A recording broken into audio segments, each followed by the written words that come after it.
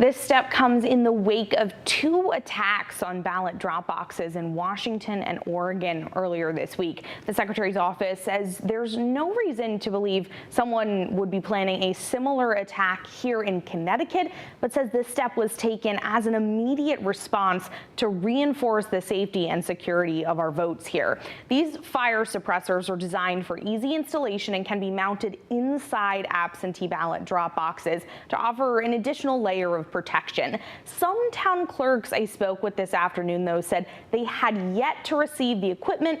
Other towns had, so still waiting to hear there, though. This measure is just one of multiple the state is taking to keep elections secure, and they're working to ensure safety beyond just physical threats. My colleagues and I, mostly Democratic attorneys general, are very concerned about election challenges because of what we saw in 2020. We're concerned about the threat of violence, and we're ready for it. When you say you're ready for it, what does that look like? How does the office prepare? So we've been in close communication with our colleagues across the country because, again, in 2020, there were challenges all over the country, and they went up to the Supreme Court. And unfortunately, we had a standoff with our Republican colleagues in the Supreme Court.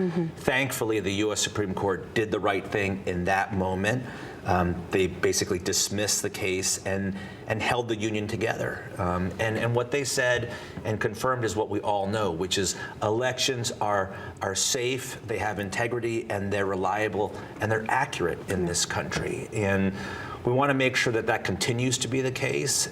We've been covering all angles of this election, and you can catch more of our conversations this Sunday at 10 a.m. on The Real Story, as well as the rest of my conversation with Attorney General Tong exclusively on election night, Tuesday, November 5th. We also have our full voter guide up on our website at fox61.com. In the studio, Emma Wolforst, Fox 61, Connecticut's news station.